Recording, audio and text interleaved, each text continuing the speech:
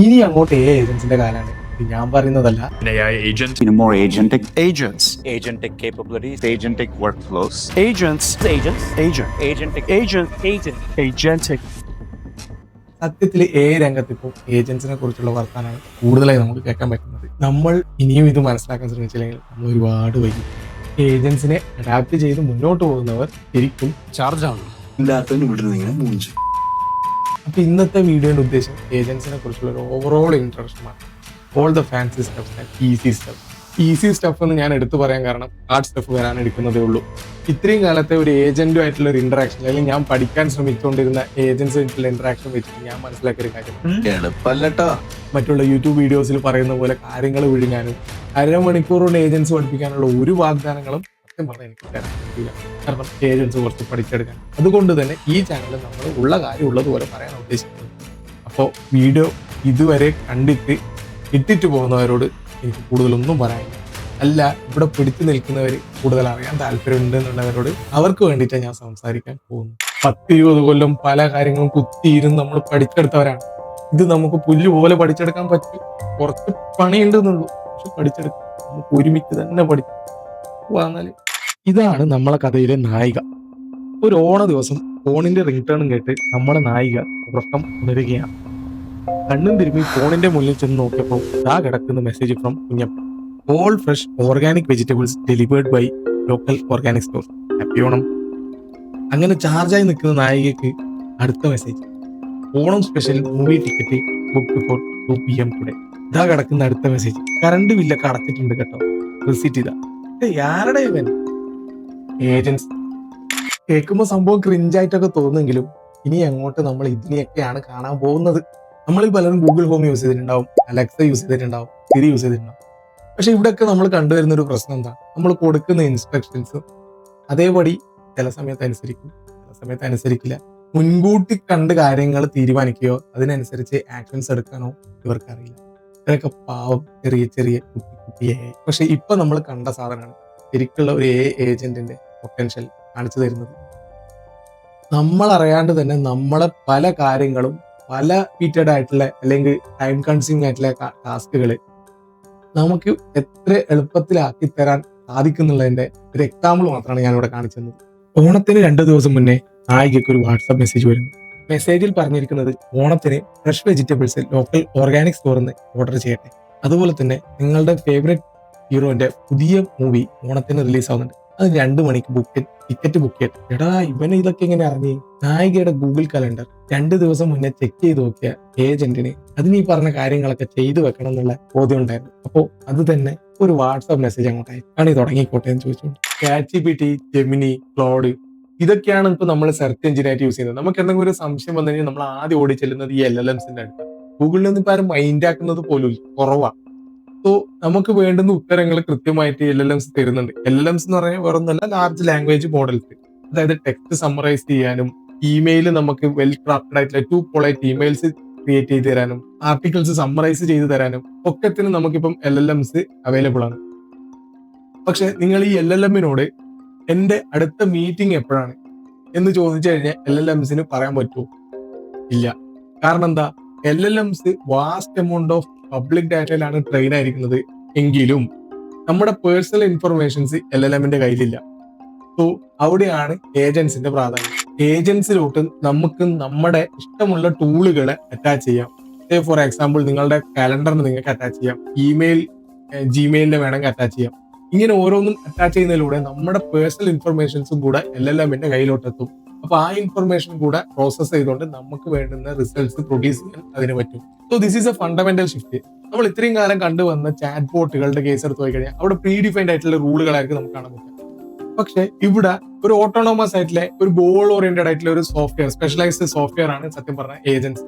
നമ്മൾ ഇവിടെ ഒരു ഡയറക്റ്റ് ഇൻസ്ട്രക്ഷൻസ് അല്ല കൊടുക്കുന്നത്, നമ്മളൊരു ടാസ്ക് അല്ലെങ്കിൽ ഒരു ഗോളാണ് സെറ്റ് ചെയ്ത് വിടുന്നത്. ആ ഗോളിലേക്ക് അച്ചീവ് ചെയ്യാൻ വേണ്ടിയിട്ട് അത് എന്തൊക്കെ ടാസ്കുകൾ എങ്ങനെയൊക്കെ പ്ലാൻ ചെയ്യണം എന്നുള്ളത് അത് തന്നെ പ്ലാൻ ചെയ്ത്, അതിനെന്തൊക്കെ ടൂളുകൾ യൂസ് ചെയ്യണം എന്നുള്ളത് അത് തന്നെ കണ്ടുപിടിച്ചിട്ട് നമുക്ക് ഫൈനൽ റിസൾട്ട് കൊണ്ടുവന്ന് തരുന്ന ഒരു മെത്തഡോളജി അല്ലെങ്കിൽ ഒരു ഒബ്ജക്ട് അല്ലെങ്കിൽ ഒരു സോഫ്റ്റ്വെയർ, അതാണ് സത്യത്തിൽ ഏജൻസി. നമ്മൾ ചുറ്റുപാടുകളിൽ നിന്നുള്ള ഡാറ്റ എടുത്തുകൊണ്ട് അതിനനുസരിച്ചിട്ട് ഒരു പ്ലാൻ ക്രിയേറ്റ് ചെയ്യാനും അതിനാവശ്യമായിട്ടുള്ള ടാസ്കുകൾ എക്സിക്യൂട്ട് ചെയ്യാനും എക്സിക്യൂട്ട് ചെയ്ത ടാസ്കുകൾ കറക്റ്റ് അല്ലാന്ന് തോന്നിക്കഴിഞ്ഞാൽ അതൊന്ന് ഇൻപുട്ട് ഉൾക്കൊണ്ട് അതിന് വീണ്ടും മോഡിഫൈ ചെയ്ത് നമുക്ക് വേണ്ടുന്ന റിസൾട്ട് കിട്ടുന്നവരെ ലൂപ്പ് ചെയ്തുകൊണ്ട് ഫൈനൽ ഗോൾ അച്ചീവ് ചെയ്യാനും ഈ ഏജൻസിന് പറ്റും. So they are like digital worker who can decide and act without needing you to hold their hands in each and every steps. നമ്മളില്ലാതെ തന്നെ ഓട്ടോണോമസ് ആയിട്ട് ഇതിന് വർക്ക് ചെയ്യാൻ പറ്റും. Why do we need agents? നിങ്ങളൊന്ന് ആലോചിച്ച് നോക്കിയേ, നമ്മൾ ഈ വേൾഡിൽ നമ്മളെ വെയിറ്റ് ചെയ്യാണ്ട് നമുക്ക് വേണ്ടുന്ന കാര്യങ്ങൾ ഓട്ടോമാറ്റിക് ആയിട്ട് ഡിസൈഡ് ചെയ്ത് പ്ലാൻ ചെയ്ത് സ്ട്രക്ചർ ചെയ്യുന്ന ഒരു സാഹചര്യം നമുക്ക് ഒരുപാട് റിപ്പീറ്റഡ് ആയിട്ടുള്ള ടാസ്കുകൾ ഉണ്ടാവും. നമ്മൾ ഡെയിലി എന്താ പറയുക, ഒരുപാട് സമയം കൺസ്യൂം ചെയ്യുന്ന ടാസ്കുകൾ ഉണ്ടാവും. അതൊക്കെ നമുക്ക് എഐയിലോട്ട് അസൈൻ ചെയ്ത് കൊടുത്ത് നമ്മൾ ഒരു തവണ ഇൻസ്ട്രക്ഷൻസ് കൊടുക്കേണ്ടതില്ല. അതിന്റെ ഓട്ടോമാറ്റിക് ആയിട്ട് വേണ്ടുന്ന ഡിസിഷൻസ് എടുത്ത് അതിന്റെ ബേസിൽ ആക്ട് ചെയ്തിട്ട് നമുക്ക് ഫൈനൽ എൻഡ് ഗോൾ തരുന്ന ഒരു സ്ട്രാറ്റജി നമ്മൾ എടുത്തു പോയി കഴിഞ്ഞാൽ അത് നമുക്ക് ഒരുപാട് സമയം സേവ് ചെയ്ത് തരില്ലേ. ഫോർ എക്സാമ്പിൾ, നിങ്ങൾ ഒരു കോഫി മീറ്റിംഗ് മാത്രമല്ല നമുക്ക് ഏജന്റിനെ കൊണ്ട് ചെയ്യാൻ പറ്റുക. നിങ്ങൾ ഒരു മീറ്റിംഗ് കഴിഞ്ഞാൽ അതിന്റെ പോസ്റ്റ് സമ്മറി, ആക്ഷൻ ഐറ്റംസ് എന്തൊക്കെ എടുക്കണം എന്നുള്ളതിന്റെ ഒരു ഓവർവ്യൂ, നിങ്ങളിപ്പോ ഒരു ബസ് ടിക്കറ്റ് ബുക്ക് ചെയ്യണം, നിങ്ങളൊരു ബസ് ടിക്കറ്റ് ബുക്ക് ചെയ്യുന്ന സമയത്ത് എന്തൊക്കെ ചെയ്യാൻ സ്റ്റെപ്സുകൾ ചെയ്യുന്നുണ്ടോ അതൊക്കെ ഒരാൾ ഇരുന്ന് നിങ്ങൾക്ക് വേണ്ടി പണിയെടുത്ത് ചെയ്ത് ഒപ്റ്റിമം ആയിട്ടുള്ള റിസൾട്ടുകൾ കൊണ്ടുവന്ന് തരുന്നു. ഇതിനൊക്കെ നമുക്ക് ഒന്ന് കൂട്ടിച്ചേർത്ത് വായിച്ചു കഴിഞ്ഞാൽ നമുക്ക് ഒരുപാട് സമയവും ഒരുപാട് എഫേർട്ടും ഏജന്റ് ത്രൂ ലാഭിക്കാൻ പറ്റും. കുറച്ചു കാലം മുന്നേ വരെ ഓട്ടോമേഷൻസ് വലിയ വലിയ കമ്പനികൾക്ക് മാത്രമുള്ളതായിരുന്നു. നമ്മളെ പോലുള്ള സാധാരണക്കാർക്ക് ഇതിന്റെ യൂസേജ് അങ്ങനെ എന്താണെന്ന് നമുക്ക് അറിയില്ലായിരുന്നു. അല്ല, എങ്ങനെ ഇത് യൂസ് ചെയ്യണ്ടെന്നോ നമുക്ക് എങ്ങനെ ഇതിന്റെ ബെനിഫിറ്റ് എടുക്കാന്നോ ഒരു പിടുത്തുണ്ടായിരുന്നില്ല. പക്ഷെ ഏജൻസ് വന്നതോടെ സ്റ്റുഡൻസിനും ഫ്രീലാൻസേഴ്സിനും വർക്കിംഗ് പ്രൊഫഷണൽസിനും കടക്കാർക്കും അങ്ങനെ സൊസൈറ്റിയിലുള്ള പല തലങ്ങളിലും ഇതിന്റെ പൊട്ടൻഷ്യലി മനസ്സിലാക്കാൻ തുടങ്ങി. പുതിയ പുതിയ സൈഡ് ഹസിൽസ്, അങ്ങനെ ഒരുപാട് ഇൻകം സ്ട്രീമുകളാണ് നമുക്ക് ഏജൻസ് ത്രൂ അൺലോക്ക് ആവുന്നത്. ഇനി കറണ്ട് ബില്ല് അടക്കാൻ മറന്നാലോ ബസ്സിലെ ടിക്കറ്റ് ബുക്ക് ചെയ്യാൻ മറന്നാലോ ഒന്നും നമ്മൾ പേടിക്കേണ്ട ആവശ്യമില്ല. എല്ലാത്തിനും നമുക്ക് ഓടിയെത്താൻ നമ്മൾ ഏജൻസി നമുക്ക് സെറ്റ് ചെയ്ത് വെക്കാൻ പറ്റും. ഇതൊന്നും ഞാൻ ചുമ്മാ പറയുന്നതല്ല. ഇത് അറിയാൻ വേണ്ടിയിട്ട് ഒരു PhD ആവശ്യമില്ല, ഒരു കോഡിംഗ് നോളജിന്റെ ആവശ്യമില്ല. ലോ കോഡ് ടൂളുകളും നോ കോഡ് ടൂളുകളും അങ്ങനെ ഒരുപാട് ഫ്രെയിംവർക്കുകൾ ഉപയോഗിച്ച് നമുക്ക് ഏജന്റിനെ ബിൽഡ് ചെയ്യാൻ പറ്റും. ശരിക്കും ഒരു ഗെയിം ചേഞ്ചറാണ് ഏജൻസ്. എന്നാ പഠിക്കല്ല, നമുക്ക് ഒരു ഏജന്റ് എങ്ങനെ തിങ്ക് ചെയ്യുന്നത് നമുക്കൊന്ന് ബ്രീഫായിട്ട് നോക്കാം. നമുക്കിതിന് ഒരു ഷെഫായിട്ട് ഏജന്റിനെ കമ്പയർ ചെയ്യാം. നമ്മളുടെ ഹൈപ്പോത്തറ്റിക്കൽ ഷെഫ് ആളൊരു നൈസ് ഫിഗറാണ്. കസ്റ്റമറിന്റെ ഓർഡർ ക്ലിയറായി കേട്ട ശേഷം ഷെഫ് ഈ ഡിഷിന് വേണ്ടുന്ന ഇൻഗ്രീഡിയൻസ് ആൻഡ് സ്റ്റെപ്സ് പ്ലാൻ ചെയ്യാൻ തുടങ്ങുന്നു. ഇൻവെന്ററി ലിസ്റ്റൊക്കെ എടുത്ത് റെഡിയാക്കിയും വെച്ചു. അങ്ങനെ പ്ലാനിംഗ് ഒക്കെ കഴിഞ്ഞ് ഓക്കെ ആണെന്ന് തോന്നിയ ശേഷം ഷെഫ് ആക്ഷനിലോട്ട് കടക്കുന്നു. ഓർഡർ കുക്ക് ചെയ്യാൻ തുടങ്ങുന്നു. കുക്കിംഗ് ഒക്കെ കഴിഞ്ഞ ശേഷം ഉണ്ടാക്കി വെച്ചത് വായിൽ വെക്കാൻ കൊള്ളുമോ എന്നറിയാൻ വേണ്ടി ഒരു സ്പൂൺ എടുത്ത് ആശാൻ സംഭവം ഒന്ന് ട്രയൽ അടിച്ച് നോക്കി. കുറച്ച് ഉപ്പിന്റെ കുറവുണ്ട്. ഉപ്പിട്ടിളക്കി വീണ്ടും ഒരു റൗണ്ട് ട്രയൽ. ആഹാ, പൊളി സാധനം. ഡിഷും കൊണ്ട് ഷെഫ് നേരെ കസ്റ്റമർക്ക് കൊണ്ടു കൊടുക്കുന്നു. റിയാലിറ്റിയിൽ ഒരുപക്ഷെ ഷെഫ് ഇതൊന്നും ചെയ്യില്ലായിരിക്കും. ബട്ട് ഞാൻ പറയാൻ വന്നത് ഇതാണ്. ഇവിടെ നമുക്കൊരു പാറ്റേൺ കാണാൻ പറ്റും. Request, plan, action, self reflection, repeat and task completion. ഇനി ഇത് നമ്മളുടെ കഥയിലെ ഏജന്റിന്റെ കേസ് എടുത്ത് നോക്കിയാൽ നായിക അപ്രൂവ് ക്ലിക്ക് ചെയ്തതോടെ ഏജന്റ് പണി തുടങ്ങുന്നു. ഫൈനൽ റിസൾട്ടിലേക്ക് എത്താൻ എന്തൊക്കെ സ്റ്റെപ്സ് ഉണ്ടെന്ന് പ്ലാൻ ആക്കുന്നു. അതിൽ സ്റ്റോർസ് എന്തൊക്കെ വേണമെന്ന് നോക്കണം, എന്തൊക്കെ ഇൻഗ്രീഡിയൻസ് ബുക്ക് ചെയ്യണമെന്ന് നോക്കണം. ഇതൊക്കെ ഈ പ്ലാൻ സ്റ്റേജിൽ നടക്കുന്നു. ആക്ഷൻ സ്റ്റേജിൽ പ്ലാനിലെ ഓരോ സ്റ്റെപ്സും എക്സിക്യൂട്ട് ചെയ്യാൻ തുടങ്ങുന്നു. ഇത് ലോക്കൽ സ്റ്റോറിനെ ഇന്റർനെറ്റിൽ ആക്സസ് ചെയ്യുന്നതാവാം, അവിടുന്ന് ഇൻഗ്രീഡിയൻസ് കാർട്ടിൽ ആഡ് ചെയ്യുന്നതാവാം. അങ്ങനെ തുടങ്ങി ഒരുപാട് ആക്ഷൻസ് ഇതിന്റെ ഭാഗമായി നടക്കുന്നു. സെൽഫ് റിഫ്ലക്ഷൻ സ്റ്റേജിൽ പ്ലാനിൽ പറഞ്ഞിരിക്കുന്നതൊക്കെ തന്നെയാണോ ആക്ഷൻ എടുത്തിരിക്കുന്നത് എന്ന് ഉറപ്പുവരുത്തുന്നു. ഫോർ എക്സാമ്പിൾ, ഏതെങ്കിലും ഒരു ഐറ്റം അവൈലബിൾ അല്ല എന്ന് മനസ്സിലാക്കുന്ന ഏജന്റ് വീണ്ടും സ്റ്റെപ്സ് റിപ്പീറ്റ് ചെയ്ത് ആ ഐറ്റം വേറെ ഏതെങ്കിലും സ്റ്റോറിൽ നിന്ന് കിട്ടുമോ എന്നുകൂടെ ഉറപ്പാക്കുന്നു. ഫൈനലി ഓൾ ഐറ്റംസ് റെഡി ആയാൽ അത് ഓർഡർ ചെയ്ത് ടാസ്ക് കംപ്ലീറ്റ് ചെയ്യുന്നു. റിസൾട്ട് വാട്സാപ്പ് നോട്ടിഫിക്കേഷനായി സെൻഡും ചെയ്യുന്നു. നമ്മൾ ഇത്രയും നേരം പറഞ്ഞുകൊണ്ടിരിക്കുന്നത് റിയാക്ട് ഫ്രെയിംവർക്കിനെ പറ്റിയാണ്. Reasoning and action. ഒരു കാര്യത്തിനെ ഫസ്റ്റ് റീസൺ ചെയ്യുന്നു, പ്ലാൻ ചെയ്യുന്നു, അതിനുശേഷം ആ പ്ലാൻ ബേസ്ഡ് ആയിട്ടുള്ള ആക്ഷൻസ് ഒരു സ്ഥലത്ത് നിന്ന് എടുക്കുന്നു. അത് ചെയ്തത് കറക്റ്റ് ആണോ എന്ന് നോക്കാൻ വേണ്ടി വീണ്ടും ഒബ്സർവ് ചെയ്ത് വീണ്ടും റീസണിങ്, ആക്ഷൻ, ഒബ്സർവ്, ഈ ഒരു ലൂപ്പ് കണ്ടിന്യൂ ആകും until and unless V reach the goal. നമുക്കൊരു സിമ്പിൾ എക്സാമ്പിൾ എടുത്തു കഴിഞ്ഞാൽ നമ്മൾ ഹ്യൂമൻസ് ഒരു ഗൂഗിൾ സെർച്ച് ചെയ്യുന്ന സമയത്ത് ഒരു കാര്യം സെർച്ച് ചെയ്യാൻ ഗൂഗിളിൽ വെറുതെ അടിച്ചു നോക്കും. അത് കറക്റ്റ് ആയിട്ടാണോ റിസൾട്ട് വന്നതെന്നുള്ളത് നമുക്ക് ഉറപ്പില്ല. സോ നമ്മൾ ഉദ്ദേശിക്കുന്ന റിസൾട്ട് വന്നിട്ടില്ലെങ്കിൽ നമ്മൾ വീണ്ടും സെർച്ച് ടേംസ് ഒന്നും കൂടെ അങ്ങോട്ടും ഇങ്ങോട്ടും മാറ്റിയിട്ട് വീണ്ടും സെർച്ച് ചെയ്യല്ലോ. അപ്പോൾ നമുക്ക് ചിലപ്പോൾ ഫൈനൽ റിസൾട്ട് കിട്ടാം. ഇല്ലെങ്കിൽ നമ്മൾ വീണ്ടും ഈ പ്രോസസ്സ് റിപ്പീറ്റ് ചെയ്യും. ഇതിനെയാണ് റീസണിങ്. ഒരു റീസണിങ് അവിടെ നടക്കുന്നുണ്ട്, ഒരു സെറ്റ് ഓഫ് ആക്ഷൻസ് ഈ സൈഡ് നടക്കുന്നുണ്ട്, ഇതൊരു ലൂപ്പിനകത്ത് നടക്കുന്നുണ്ട്. ഇതിനെയാണ് റിയാക്ട് ഫ്രെയിംവർക്ക് എന്ന് മൊത്തത്തിൽ പറയുന്നത്. ഏജന്റിന്റെ കേസിൽ നമ്മൾ കണ്ടുവരുന്ന ഒരു പൊതു പാറ്റേൺ ആണ് റിയാക്ട് പാറ്റേൺ. ഇപ്പൊ നിങ്ങൾ ചിന്തിക്കുന്നുണ്ടാവും, ഈ ഏജന്റിന് ഇങ്ങനെയൊക്കെ വർക്ക് ചെയ്യാൻ അതിനൊരു എന്തൊക്കെ ഘടകങ്ങൾ ആവശ്യമുണ്ട്, എന്തൊക്കെ കോമ്പണൻസ് നമ്മൾ ഏജന്റിന് കൊടുക്കേണ്ടതുണ്ട്. പ്രധാനമായിട്ട് 5 കോമ്പണൻസ് ആണ് നമുക്ക് ഏജന്റിൽ കണ്ടുവരുന്നത്. ഒരു ബ്രെയിൻ ഉണ്ടാവും, ഒരു സിസ്റ്റം ഇൻസ്ട്രക്ഷൻസ് അല്ലെങ്കിൽ ഒരു പ്രോംപ്റ്റ് നമ്മൾ കൊടുക്കേണ്ടതുണ്ടാവും, ഒരു എക്സ്റ്റേണൽ നോളജ് നമ്മൾ അസൈൻ ചെയ്യേണ്ടതുണ്ടാവും, ഒരു മെമ്മറി നമ്മൾ അസൈൻ ചെയ്യേണ്ടതുണ്ട്, പ്രധാനമായിട്ട് ഫൈനലി ടൂൾസ് നമ്മൾ അസൈൻ ചെയ്യേണ്ടതുണ്ട്. ഈ 5 കോമ്പണൻസ് കറക്റ്റ് ആയിട്ടുള്ള രീതിയിൽ പ്രവർത്തിച്ചു കഴിഞ്ഞാൽ നമ്മൾ ഏജന്റ് തരുന്ന റിസൾട്ടുകളും അൾട്ടിമേറ്റ്. LLMs ആണ് നമുക്കിവിടെ ബ്രെയിൻ ആയിട്ട് ആക്ട് ചെയ്യുന്നത്. നമ്മൾ കൊടുക്കുന്ന ഇൻപുട്ട് വാങ്ങാനും അതിനെ പ്രോസസ് ചെയ്യാനും മനസ്സിലാക്കാനും നാച്ചുറൽ ലാംഗ്വേജിൽ അതുമായിട്ട് കമ്മ്യൂണിക്കേറ്റ് ചെയ്യാൻ പറ്റുന്നതാണല്ലോ LLMs. സോ നമ്മൾ കൊടുക്കുന്ന ഇൻസ്ട്രക്ഷൻസ് നമുക്ക് നാച്ചുറൽ ലാംഗ്വേജ് കൊടുത്താലും LLMs ഉള്ളത് കൊണ്ട് അതിനത് മനസ്സിലാക്കിയെടുക്കാൻ പറ്റും. അപ്പോൾ LLM നമ്മളെ ബ്രെയിനിന്റെ ഭാഗത്തിരിക്കണം, അതവിടെ ഇരിക്കട്ടെ. അടുത്തത് മെമ്മറി. നമുക്കറിയാം, ഒരു മെമ്മറി ഒരാൾക്കില്ലെങ്കിൽ, നമ്മൾ ഹ്യൂമൻസിന്റെ കേസിൽ നമുക്ക് മെമ്മറി നഷ്ടപ്പെട്ട എന്താ പറ്റുക? ഇന്ന് കണ്ട ആളെ നമുക്ക് നാളെ കാണാൻ പറ്റില്ല. ഇപ്പൊ നടന്ന കാര്യം ഒരു 5 മിനിറ്റ് കഴിഞ്ഞ് ഓർത്തെടുക്കാൻ നോക്കിയാൽ നമുക്ക് പറ്റില്ലല്ലോ. ഇതൊക്കെ നമുക്ക് സാധ്യമാവുന്ന എങ്ങനെയാണ്? മെമ്മറി. ഏജന്റിന്റെ കേസിൽ അത് തന്നെ. നമ്മളിപ്പോ ഒരു ഏജന്റിനെ സെറ്റ് ചെയ്ത് ഒരു കസ്റ്റമറായിട്ട് ഇന്ററാക്ട് ചെയ്യാൻ വേണ്ടി വിട്ടു കഴിഞ്ഞാൽ, ഒരു കസ്റ്റമറായിട്ട് ഇന്ററാക്ട് ചെയ്യുന്ന സമയത്ത് കസ്റ്റമർ പറയാണ്, തൊട്ടു മേലെ ഞാൻ ആ കാര്യം പറഞ്ഞിട്ടുണ്ടല്ലോ, അതൊന്ന് നോക്ക്. അപ്പൊ ഏജന്റ് റിപ്ലൈ കൊടുക്കാണ്, നിങ്ങൾ എന്ത് കാര്യമാണ് പറഞ്ഞത്, എനിക്ക് അറിഞ്ഞുകൂടാ, നിങ്ങൾ ആരാ എന്നൊക്കെ ചോദിച്ചു കഴിഞ്ഞാൽ അവിടെ പോയില്ല ഏജന്റിന്റെ പവർ. അപ്പോൾ ഏജന്റിന് മെമ്മറി ഉണ്ടെങ്കിൽ അതിന് ഓരോ കാര്യങ്ങളും ഓർത്തു വെക്കാനും, ഭാവിയിൽ അതേ കസ്റ്റമർ വീണ്ടും ഇന്ററാക്ട് ചെയ്യാൻ വന്നിട്ടുണ്ടെങ്കിൽ നിങ്ങൾ പണ്ട് വന്ന ആളല്ലേ എന്ന് ഓർത്ത് റിപ്ലൈ തരാനും പറ്റും. മൂന്നാമത്, അതിനൊരു സിസ്റ്റം പ്രോംപ്റ്റ് അല്ലെങ്കിൽ ഒരു സെറ്റ് ഓഫ് ഇൻസ്ട്രക്ഷൻസ് നമ്മൾ കൊടുക്കേണ്ടതുണ്ടാവും. ഫോർ എക്സാമ്പിൾ, നമ്മൾ ഒരു റിസപ്ഷനിസ്റ്റിന്റെ കേസ് എടുക്കാന്ന് വിചാരിച്ചാൽ, റിസപ്ഷനിസ്റ്റിന് നമ്മൾ ഈ ഫ്രണ്ട് ഓഫീസിന്റെ ഫ്രണ്ട് പോയി ഇരിക്കുന്നതിന് മുന്നേ ഒരാളുടെ മാനേജർ പുറകിൽ നിന്ന് ഓൾറെഡി കുറച്ച് ഇൻസ്ട്രക്ഷൻസ് കൊടുത്തിട്ടുണ്ടാവും. കസ്റ്റമറായിട്ട് മോളെ പൊളൈറ്റ് ആയിട്ട് ബിഹേവ് ചെയ്യണം, ഒരു കാരണവശാലും ചൂടാവരുത്, ഈ കാര്യങ്ങൾ ശ്രദ്ധിച്ച് കേട്ടുകൊണ്ട് മാത്രമേ റെസ്പോണ്ട് ചെയ്യാൻ പറ്റുള്ളൂ. നിങ്ങളുടെ കാര്യങ്ങൾ നമ്മൾ ഓൾറെഡി പഠിപ്പിച്ചു വിടുമല്ലോ, ഈ ട്രെയിനിങ് കൊടുക്കുമല്ലോ ഒരാൾക്ക് ഒരു ജോലിക്ക് കയറുന്നതിന് മുന്നേ. ഈ ട്രെയിനിങ്ങിനെയാണ് നമ്മൾ ശരിക്കും പറഞ്ഞ സിസ്റ്റം പ്രോംപ്റ്റിലൂടെ ഈ ഏജന്റിലോട്ട് എത്തിച്ചു കൊടുക്കുന്നത്. സിസ്റ്റം പ്രോംപ്റ്റ് എന്ന് പറഞ്ഞു കഴിഞ്ഞാൽ അതിന് ഓപ്പറേറ്റ് ചെയ്യാനുള്ള ഇൻസ്ട്രക്ഷൻസ് നമ്മൾ ഓൾറെഡി കൊടുക്കുന്നു. മറ്റുള്ളതൊക്കെ യൂസർ കൊടുക്കുന്ന പ്രോംപ്റ്റുകളാണ്. യൂസറാണ് ഇൻസ്ട്രക്ഷൻസ് കൊടുക്കുന്നത്. പക്ഷെ യൂസർ കൊടുക്കുന്ന ഇൻസ്ട്രക്ഷൻസ് എങ്ങനെ പ്രോസസ് ചെയ്യണം എന്നുള്ളത് പറഞ്ഞു കൊടുക്കുന്നതാണ് സിസ്റ്റം പ്രോംപ്റ്റ്.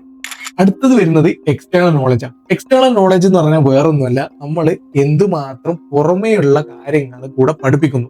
ഒരു വ്യക്തി ഒരു ജോലിക്ക് കയറി കഴിഞ്ഞാൽ കുറച്ച് ഇൻസ്ട്രക്ഷൻസ് കമ്പനി സൈഡിൽ നിന്ന് നമ്മൾ ഓൾറെഡി പറഞ്ഞു കൊടുക്കും, ഇന്ന പോലെയൊക്കെയാണ് മോനെ കാര്യങ്ങൾ. പക്ഷെ അതിന് പുറമെ ഒരുപാട് ഡോക്യുമെന്റേഷൻസ് നമ്മൾ വായിച്ചെടുക്കാനുണ്ടാവും, കുറെ മാനുവൽ നമ്മൾ നോക്കാനുണ്ടാവും. ഒരു സാധനം ഓർഡർ ചെയ്ത് അത് അസംബിൾ ചെയ്യണം എന്ന് വിചാരിക്കും. നിങ്ങൾക്ക് ഓൾറെഡി എങ്ങനെയാണ് ഓരോ കാര്യങ്ങൾ വർക്കാവുന്നുള്ളത് അറിയാം. ഒരു സ്ക്രൂ എന്താണെന്നും ഒരു നട്ട് എന്താണെന്നും നിങ്ങൾക്ക് തിരിച്ചറിയാനുള്ള കഴിവുണ്ട്. പക്ഷെ ഇത് എവിടെ ഫിറ്റ് ചെയ്യണം, ഈ സ്ക്രൂ എവിടെ ഉണ്ടാക്കണം എന്നൊക്കെ ഉള്ള കാര്യം ആ മാനുവൽ നോക്കിയാലേ നമുക്ക് പറയാൻ പറ്റുള്ളൂ. സോ അവിടെയാണ് എക്സ്റ്റേണൽ നോളജിന്റെ ഇമ്പോർട്ടൻസ്. ഈ ലോകത്ത് അറൌണ്ട് 95% ഓഫ് ഡാറ്റ എന്ന് പറയുന്നത് പ്രൈവറ്റ് ഡാറ്റ. പബ്ലിക് ആയിട്ട് ഇന്റർനെറ്റിൽ കിടക്കുന്ന ഡാറ്റയെക്കാളും 95% അധികമാണ് പ്രൈവറ്റ് ഡാറ്റ. നിങ്ങളെ സംബന്ധിക്കുന്ന ഡാറ്റ, എന്നെ സംബന്ധിക്കുന്ന ഡാറ്റ. പക്ഷെ ഈ കാര്യങ്ങളൊന്നും നമ്മുടെ LLMനെ അറിഞ്ഞുകൊള്ളണമെന്നില്ല. LLMന്റെ ട്രെയിനിങ് സമയത്ത് പബ്ലിക് ഡാറ്റ വെച്ചിട്ടാണ് പഠിച്ചിരിക്കുന്നത്. അതുകൊണ്ട് തന്നെ നമ്മളെ സംബന്ധിച്ച ഡാറ്റ നമ്മൾ ഓൾറെഡി LLMന് പറഞ്ഞു കൊടുത്തില്ലെങ്കിൽ LLM പൊതുവായിട്ടുള്ള ഡാറ്റ വെച്ചിട്ടായിരിക്കും കാര്യങ്ങൾ അനുമാനിക്കും. അവിടെയാണ് നമ്മൾ എക്സ്റ്റേണൽ ആയിട്ട് ഒരു റിസോഴ്സ്, ഒരു മാനുവൽ കൊണ്ടുപോയിട്ട് ഏജന്റിന് കൊടുക്കും. ഈ എക്സ്റ്റേണൽ നോളജ് ഒരു PDF ആവാം, നിങ്ങളെ സംബന്ധിക്കുന്ന എന്തെങ്കിലും ഒരു എക്സൽ ഷീറ്റ് ആവാം, അല്ലെ മുന്നേ കസ്റ്റമറായിട്ട് ഇന്ററാക്ട് ചെയ്തെങ്കിൽ കോൺവെർസേഷന്റെ ട്രാൻസ്ക്രിപ്റ്റ് ആവാം. ഇതെന്തും ആയിക്കൊള്ളട്ടെ, പേഴ്സണൽ ആയിട്ട് വരുന്ന ഡാറ്റ നമ്മൾ ഇൻപുട്ടായി കൊടുത്തിട്ടുണ്ടെങ്കിൽ അത് നമ്മൾ എക്സ്റ്റേണൽ നോളജിന്റെ കണക്കപ്പെടുത്തും. Last but not least, agent need tools to interact. അതായത് ഏജന്റ്സിന് ഓരോ തരത്തിലുള്ള ടൂളുകൾ കൊടുക്കണം. അതുണ്ട്. ടൂളുകൾ എന്ന് പറഞ്ഞാൽ വേറെ ഒന്നുമല്ല, എങ്ങനെ ഇമെയിൽ എങ്ങനെ അയക്കണം എന്നുള്ളതിന്റെ ഇൻസ്ട്രക്ഷൻസ് ഇമെയിൽ ടൂൾ വഴിയാണ് അത് ചെയ്യുക. ഒരു കലണ്ടറിൽ എങ്ങനെ അത് മാർക്ക് ചെയ്യണം, കലണ്ടർ എങ്ങനെ റീഡ് ചെയ്യണം എന്നുള്ളതൊക്കെ നമ്മളൊരു കലണ്ടർ ടൂൾ ആയിട്ട് കൊടുക്കുന്ന സമയത്ത് ഏജന്റിന് മനസ്സിലാവും, ഓക്കെ ഞാൻ ഇന്ന അവസരത്തിൽ ഇന്ന ടൂളാണ് യൂസ് ചെയ്യേണ്ടത്. നമ്മൾ ഹ്യൂമൻസിന്റെ കേസ് എടുത്ത് നോക്കിക്കഴിഞ്ഞാൽ, ഞാനിപ്പോൾ ഈ വീഡിയോ റെക്കോർഡ് ചെയ്യുന്നുണ്ടെങ്കിൽ എനിക്കിവിടെ ഫോൺ എന്നൊരു ടൂൾ ഇല്ലെങ്കിൽ എനിക്കിത് പറ്റില്ല. ഞാനിപ്പോൾ എഴുതാൻ ശ്രമിക്കുന്നുണ്ട്, പേന എന്നുള്ളൊരു ടൂൾ ഇല്ലെങ്കിൽ എന്നെ കൊണ്ട് അത് എൻവിറോൺമെന്റിൽ അല്ലെങ്കിൽ നമ്മളെ ചുറ്റുപാടിൽ നിന്ന് എനിക്ക് ആക്ഷൻ എടുക്കാൻ പറ്റില്ല. സോ അവിടെയാണ് ടൂളിന്റെ പ്രാധാന്യം. ഏജന്റ്സിന്റെ കേസിൽ അത് തന്നെ. ChatGPTക്ക് എന്തുകൊണ്ടോ ഒരു മെയിൽ അയക്കാൻ പറ്റാത്തതെന്ന് പറഞ്ഞു കഴിഞ്ഞാൽ അതിന് ടൂളില്ല. എങ്ങനെ ആ ഒരു പർട്ടിക്കുലർ എൻവിറോൺമെന്റിൽ ഞാൻ ഉദ്ദേശിക്കുന്ന റിസൾട്ട് കൊണ്ടുവരാൻ പറ്റും എന്നുള്ളതിന്റെ ഇൻസ്ട്രക്ഷൻ ചിലപ്പോൾ ഉണ്ടാവാം, പക്ഷെ അത് എങ്ങനെ ആക്ഷൻ എടുക്കണം എന്നുള്ളതിന് ഉതകുന്ന രീതിയിലുള്ള ഒരു ടൂൾ അതിനെ അസൈൻ ചെയ്യാത്തതുകൊണ്ടാണ് അതിന് ആക്ഷൻ എടുക്കാൻ പറ്റുന്നത്. പക്ഷെ ഏജന്റിന്റെ കേസിൽ നമ്മൾ ഈ ടൂളുകളൊക്കെ കൊടുക്കുന്നതോടെ ഏജന്റിന്റെ കേപ്പബിലിറ്റി കൂടും. ടൂളുകൾ നമുക്ക് 3 തരത്തിൽ ഡിവൈഡ് ചെയ്യാം. 1 writing tools, 2 capability tools, 3 knowledge tools. ഈ റൈറ്റിംഗ് ടൂൾസ് എന്ന് പറഞ്ഞു കഴിഞ്ഞാൽ എന്തോ ഒരു ആക്ഷൻ അവിടെ റൈറ്റ് ചെയ്യുക. ഫോർ എക്സാമ്പിൾ ഒരു ജിമെയിൽ സെൻഡ് ചെയ്യുക, പുറത്തോട്ട് അത് ഇമെയിൽ റൈറ്റ് ചെയ്തിട്ട് വേണമല്ലോ സെൻഡ് ചെയ്യാൻ, പുറത്തോട്ട് ഒരു ആക്ഷൻ നടക്കുന്നു. ഒരു ഡാറ്റാ ബേസിൽ ഒരു ഡാറ്റ ഫില്ല് ചെയ്യുന്നു, ഇതൊക്കെ നമ്മൾ ഒരു റൈറ്റിംഗ് ആക്ഷൻ ആയിട്ട് കണക്കാക്കാം. ഒരു കാലണ്ടറിൽ പോയിട്ട് ഒരു പുതിയ മീറ്റിംഗ് ആഡ് ചെയ്യുന്നതൊക്കെ റൈറ്റിംഗിന്റെ കാറ്റഗറി പെട്ടു. രണ്ടാമത്തെ കേപ്പബിലിറ്റി എക്സ്റ്റൻഷൻസ്. ഒരു ഏജന്റ് ഇപ്പോ ഒരു ഫൈനാൻസ് ഏജന്റ് ആണെന്ന് വെച്ചോ, ഒരു പോയിന്റിൽ ഒരു കാൽക്കുലേഷൻ ചെയ്യേണ്ടതുണ്ട്. ഏജന്റിന് ഒരു കാൽക്കുലേറ്റർ ടൂൾ നമ്മൾ അസൈൻ ചെയ്യുന്നതിലൂടെ ഏജന്റിന്റെ കാൽക്കുലേറ്റിംഗ് പവർ ആണ് അല്ലെങ്കിൽ കേപ്പബിലിറ്റി ആണ് നമ്മൾ അവിടെ ഇൻക്രീസ് ചെയ്യുന്നത്. നോളജ് ടൂളുകൾ റെലവെന്റ് ആയിട്ടുള്ള ഇൻഫർമേഷൻസ് ഏജൻസിന് എത്തിക്കാൻ വേണ്ടി ഹെൽപ്പ് ചെയ്യും. ഫോർ എക്സാമ്പിൾ ഒരു ലേറ്റസ്റ്റ് ആയിട്ടുള്ള ട്രെൻഡിനെ കുറിച്ച് മനസ്സിലാക്കാൻ വേണ്ടി നമ്മൾ ഒരു ഏജന്റിനെ സെറ്റ് ചെയ്തിട്ടുണ്ടെങ്കിൽ ആ ലേറ്റസ്റ്റ് ആയിട്ടുള്ള ട്രെൻഡ് എവിടെ നിന്ന് കിട്ടുക? വെബ്സൈറ്റിൽ നിന്ന്. അപ്പോൾ വെബ് ആക്സസിങ് ടൂൾ നമ്മൾ കൊടുക്കേണ്ടതുണ്ട്. അവിടുന്ന് നോളേജ് നമ്മൾ ഇതിന് ട്രാൻസ്ഫർ ചെയ്യേണ്ടതുണ്ട്. ഇത്രയാണ് ഒരു ടൂളിന്റെ കേസിൽ നമ്മൾ ബേസിക് ആയിട്ട് അണ്ടർസ്റ്റാൻഡ് ചെയ്യേണ്ട കാര്യങ്ങൾ. ഒരു ഏജന്റിന്റെ വിജയം എന്ന് പറയുന്നത് അതിന്റെ പ്ലാനിങ് കേപ്പബിലിറ്റിയും അതിന് അസൈൻ ചെയ്തിരിക്കുന്ന ടൂൾസ് ഇൻവെന്ററിയും ആശ്രയിച്ചിരിക്കും. ഒരു ഏജന്റ് ഒരു ടാസ്കിനെ ഹാൻഡിൽ ചെയ്യുന്ന സമയത്ത് അത് കറക്റ്റ് ആയിട്ട് പ്ലാൻ ചെയ്തില്ലെങ്കിൽ, ഫോർ എക്സാമ്പിൾ ടിക്കറ്റ് ബുക്ക് ചെയ്യുന്നതിന് മുന്നേ ബസിന്റെ അവൈലബിലിറ്റി നോക്കാതെ ടിക്കറ്റ് ബുക്ക് ചെയ്യാനുള്ള സ്റ്റെപ്പാണ് ഫസ്റ്റ് ചെയ്തതെങ്കിൽ ആ ഏജന്റ് പ്രോപ്പർ ആയിട്ടുള്ള റിസൾട്ട് ആയിരിക്കില്ല നമുക്ക് തരിക. സോ ആദ്യം അവൈലബിലിറ്റി നോക്കി അതിനുശേഷമാണ് ബസ് ബുക്ക് ചെയ്യാൻ. അപ്പൊ ഇങ്ങനെയുള്ള കാര്യങ്ങൾ നമ്മൾ ഓൾറെഡി സിസ്റ്റം പ്രോംപ്റ്റിൽ നമ്മൾ ക്ലിയർ കട്ട് ഇൻസ്ട്രക്ഷൻസ് കൊടുക്കുന്നതിലൂടെ ഏജന്റിന് ഒരു വ്യക്തമായ ധാരണയുണ്ട്, ഞാൻ ഇന്ന രീതിയിൽ വേണം ഇത് സ്മാർട്ട് ആയിട്ട് പ്ലാൻ ചെയ്യാൻ. ഇത് നമ്മൾ ഒരു ദിവസം കൊണ്ടൊന്നും അച്ചീവ് ചെയ്യാൻ പറ്റുന്ന കാര്യമല്ല ഈ സിസ്റ്റം പ്രോംപ്റ്റ് എഴുതാന്ന് പറയുന്നത്. പ്രാക്ടീസിലൂടെ കുറെ ഐട്രേഷൻസിലൂടെ മാത്രമേ നല്ലൊരു സിസ്റ്റം പ്രോംപ്റ്റിലോട്ട് എത്താൻ പറ്റുള്ളൂ, നല്ലൊരു പ്ലാനിങ് ആയിട്ടുള്ള ഏജന്റിനെ നമുക്ക് ഡിസൈൻ ചെയ്തെടുക്കാൻ പറ്റുള്ളൂ. ഇനിയിപ്പോ സത്യത്തിൽ ഈ പ്ലാൻസ് ഒക്കെ നമ്മൾ പ്രോപ്പർ ആയിട്ട് എഴുതി വെച്ചിട്ടുണ്ട്, ഈ പ്ലാൻസ് ഒക്കെ ഏജന്റ് കറക്റ്റ് ആയിട്ട് നമുക്ക് തരുന്നുണ്ടെങ്കിലും അത് എക്സിക്യൂട്ട് ചെയ്യാൻ കറക്റ്റ് ആയിട്ടുള്ള ടൂൾസ് നമ്മൾ പ്രൊവൈഡ് ചെയ്തില്ലെങ്കിൽ അവിടെയും ഏജന്റ് ഫെയിൽ ആവും. ഫോർ എക്സാമ്പിൾ പ്ലാൻ ചെയ്തു ടിക്കറ്റ് ബുക്ക് ചെയ്യാൻ നോക്കുന്ന സമയത്ത് ബസിന്റെ കോൾ ചെയ്യാനുള്ള ഒരു ടൂൾ നമ്മൾ അസൈൻ ചെയ്ത് കൊടുത്തില്ല, അല്ലെ പേയ്മെന്റ് ചെയ്യാനുള്ള ഒരു ടൂൾ നമ്മൾ അസൈൻ ചെയ്ത് കൊടുത്തില്ല എങ്കിൽ ഏജന്റ് അവിടെ ഫെയിലിയർ ആവും. സോ ഒരു സെറ്റ് ഓഫ് സ്മാർട്ട് പ്ലാനിങ്ങും ഒരു സെറ്റ് ഓഫ് ടൂൾ ഇൻവെന്ററിയുമാണ് ഒരു ഏജന്റിന്റെ എഫിഷ്യൻസി നിർണ്ണയിക്കുന്നത്. ഇത്രയും നേരം നമ്മൾ ഏജന്റ്സിന്റെ പോസിറ്റീവ് സൈഡുകൾ മാത്രമാണ് ഡിസ്കസ് ചെയ്തത്. ഇനി കുറച്ച് നമ്മൾ അതിന്റെ എത്തിക്സും കാര്യങ്ങളും കൂടെ കൺസിഡർ ചെയ്യുന്നുണ്ട്. ഒരു ഏജന്റിനെ നമ്മൾ ബിൽഡ് ചെയ്യുന്ന സമയത്ത് കുറച്ച് കാര്യങ്ങൾ നമ്മൾ ശ്രദ്ധിക്കുന്നുണ്ട്. ഒന്ന്, പ്രൈവസി ആൻഡ് പേഴ്സണൽ ഡാറ്റ ഒരു തരത്തിൽ ലീക്ക് ആവാതിരിക്കാൻ നമ്മൾ പ്രത്യേകം ശ്രദ്ധിക്കണം. കാരണം നമ്മൾ ഒരു ഏജന്റിനെ ബിൽഡ് ചെയ്ത് കൊടുക്കുന്ന സമയത്ത് അവിടെ ഒരു ട്രസ്റ്റും കൂടെയാണ് നമ്മൾ ബിൽഡ് ചെയ്യുന്നത്. നമ്മളെ പേഴ്സണൽ ഡാറ്റ നമ്മൾ ഏതെങ്കിലും ഒരു കാരണവശാൽ അത് ലീക്ക് ആയി കഴിഞ്ഞ് കഴിഞ്ഞാൽ നമ്മൾ ആ ട്രസ്റ്റും അവിടെ ലൂസ് ചെയ്യാണ്. കൂടാതെ പലതരത്തിലുള്ള പ്രശ്നങ്ങളും നമുക്ക് പിന്നീട് ഫേസ് ചെയ്യേണ്ടി വരും. സോ അതും data privacy is an important thing that we have to consider when we build the agents. 2, fairness and bias. ഒരു ഏജന്റ് ഞാൻ പറഞ്ഞല്ലോ ഒരു LLM ബേസ്ഡ് ആണ് വർക്ക് ആവുന്നത്. LLMs നമ്മൾ എന്ത് തന്നെ പറഞ്ഞു കഴിഞ്ഞാലും കുറച്ച് ബയാസും കാര്യങ്ങളൊക്കെ LLMsന് ഉണ്ടാവും. ബയാസ് എന്ന് പറയുന്നത് വേറെ ഒന്നുമല്ല, ഫോർ എക്സാമ്പിൾ ഏത് റീജിയനിലാണോ അല്ലെങ്കിൽ ഏത് ലാംഗ്വേജിലാണോ അത് ട്രെയിൻ ചെയ്തിരിക്കുന്നത് ആ ലാംഗ്വേജിൽ കുറേ കൂടെ പ്രാധാന്യം കൊടുക്കുന്ന രീതിയിൽ നമുക്ക് കാണാൻ പറ്റും. ഇംഗ്ലീഷ് ലാംഗ്വേജിന് കുറേ കൂടെ പ്രാധാന്യം കൊടുത്തുകൊണ്ട് LLMs ബിഹേവ് ചെയ്യുന്ന നമുക്ക് കാണാൻ പറ്റും. മലയാള ലാംഗ്വേജിന് കിട്ടുന്ന ആൻസർ പോലെ ആയിരിക്കില്ല ഇംഗ്ലീഷിൽ കുറച്ചും കൂടെ ബെറ്റർ ആയിട്ടുള്ള റിസൾട്ട് നമുക്ക് കിട്ടും. അതാണ് അവിടെ ബയാസ്. ചില റീജിയൻ സ്പെസിഫിക് ആയിട്ട് US സ്പെസിഫിക് ആയിട്ടുള്ള ഡാറ്റ ആയിരിക്കും കുറേ കൂടെ നമുക്ക് LLMsൽ കാണാൻ പറ്റുക. കാരണം അത് USലാണ് LLMs ക്രിയേറ്റ് ചെയ്തിരിക്കുന്നത് ഒട്ടുമിക്കതും. ചൈനീസ് LLMs പോയി കഴിഞ്ഞാൽ ചൈനയായിരിക്കും കുറേ കൂടെ പ്രാധാന്യം കൊടുത്തുകൊണ്ട് കാണാൻ പറ്റുന്നത്.